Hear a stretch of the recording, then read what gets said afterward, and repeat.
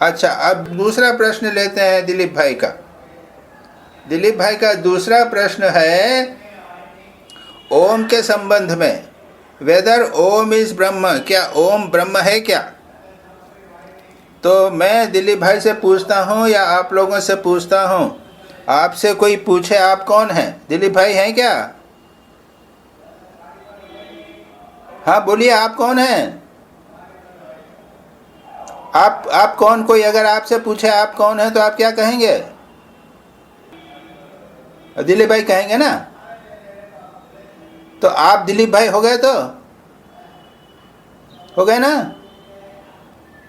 दिलीप भाई से अगर पूछा गया उसके आप कौन है, तो दिलीप भाई ने कहा कि मैं दिलीप हूं।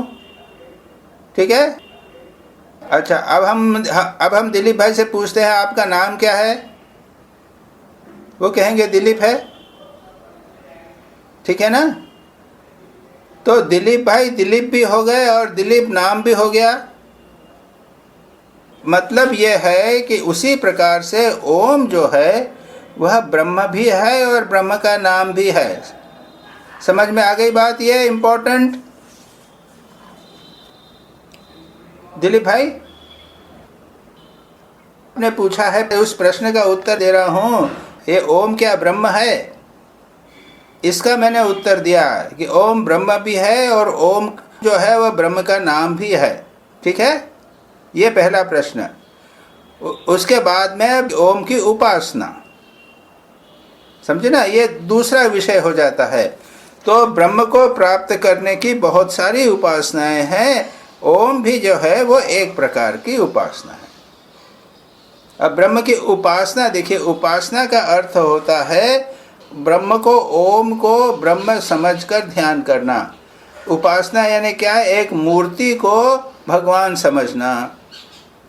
यानी हाँ, जैसे एक आपका फोटो है, किसी का राम का फोटो है या वो राम की मूर्ति है, उस मूर्ति को ही जब हम राम समझकर उसकी पूजा करते हैं तो इसको बोलते हैं उपासना। समझे ना, ये टेक्निकली कॉल्ड उपासना है। उसी प्रकार ओम को ब्रह्म समझकर उसका जप करना, ये ब्रह्म की उपासना हो गई। ये प्रश्न हो गया आपका? हो गया ना। अब जो तीसरा प्रश्न है आपने पूछा है, उसी के साथ में 3 प्रकार के ध्यान हैं। वेदांतिक ध्यान है और योगिक ध्यान मेडिटेशन है, और एक है आपने कहा है कि ब्रह्म भाव का मेडिटेशन है, भगवत भाव का मेडिटेशन है। तो भाई ऐसा है कि सैकड़ों प्रकार के मेडिटेशन हैं। जैन मेडिटेशन है, बौद्ध मेडिटेशन है, तांत्रिक मेडिटेशन है, ये बहुत सारे मेडिटेशन हैं। अब इन मेडिटेशनों के चक्कर में मत पड़ो। जो मेडिटेशन आपको गुरु ने बताया है, जो एक मेडिटेशन कर रहे हैं उसको करते रहिए। और ये चक्कर वेदांतिक मेडिटेशन क्या है और योग का मेडिटेशन क्या है, ये सब मत करिए। गुरु ने जो बताई है पद्धति, उसके अनुसार आप ध्यान कीजिए।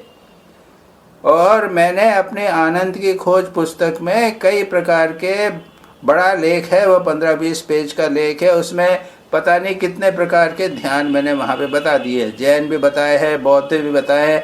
अगर आप जानना चाहो तो उसको पढ़ लेना, लेकिन ध्यान रखना अपने मन को कंफ्यूजन नहीं करना। ये बहुत इंपॉर्टेंट बात। तो दिलीप भाई ये बात हो गई, तीसरा प्रश्न भी हो गया। हो गया ना। अच्छा, अब उसके बाद आपने कहा है ये 3 जागृत, स्वप्न, सुषुप्ति अवस्था और तुरीय अवस्था है ना। तो हम जब है, हम जागृत अवस्था में हम जगत को देखते हैं। कौन देखता है? मैं देख रहा हूँ। स्वप्न देखता हूँ। कौन देखता है? मैं देखता हूँ। और निद्रा अवस्था में किसको न आके जाग के कहता है कि मैंने अच्छी नींद सुनी, मैंने ही किया। तो मैं जो हूँ वो तीनों अवस्थाओं में बना हुआ हूँ। समझे ना आप? तो यह जो मैं जो बना हुआ हूँ, हम केवल एक एक अवस्था के बारे में ही हम अपने स्वरूप को जानते हैं। जब मैं जागृत होता हूँ तब स्वप्न को नहीं जानता, मैं जब सोता हूँ तब मैं जागृत और स्वप्न को नहीं जानता। तो इसलिए हमने कहा कि इन तीनों को मानो अलग कर दिया, चीज़ तो एक ही है ना। और यह जो एक चीज़ है इसी को बोलते हैं तुरीय, चतुर्थ, जहाँ पर हम किसी को विभाजन नहीं करते, जागृत अवस्था का मैं, स्वप्नावस्था का मैं और निद्रावस्था का मैं, ऐसा नहीं। जो सदा सर्वदा मेरी चैतन्य सत्ता बनी हुई है उसी को हम कहते हैं तुरीय। ठीक है, तो ये उसके चक्कर में मत करो, सीधी बात है कि ये तुरीय यानी चतुर्थ बोलेंगे, जो भी पढ़ेंगे वो सब हो गया। अब इसके चक्कर में मैं इसलिए नहीं जाने को बोलता हूँ क्योंकि ओम के संबंध में ये बातें कही गई हैं। वो जागृत अवस्था में ओम को प्राज्ञ कहते हैं, उसके बाद स्वप्न में तेजस कहते हैं, उसके बाद में नाम अलग अलग नाम दे देते हैं। और ये ओम को समझाने के लिए उपनिषद में, मांडुक्य उपनिषद में 12 मंत्र दिए गए हैं, 12 केवल। उसके ऊपर शंकराचार्य के गुरु गौड़पादाचार्य ने एक कारिका 200 श्लोक लिखे उसको समझाने के लिए।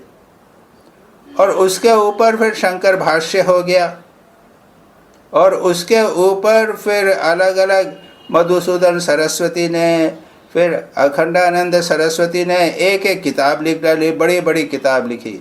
तो एक छोटा सा ओम जो है वो उसके 4 बड़े बड़े ग्रंथ हो गए। अब इस ग्रंथ के चक्कर में आपको पढ़ना नहीं है। अगर ओम की उपासना करना है तो ओम का जप करो और ओम से ब्रह्म का चिंतन करो, बस ये हो गई उपासना। अब जागृत स्वप्न सुषुप्ति में ये तीनों में यही एक चीज़ सदा विद्यमान रहती है।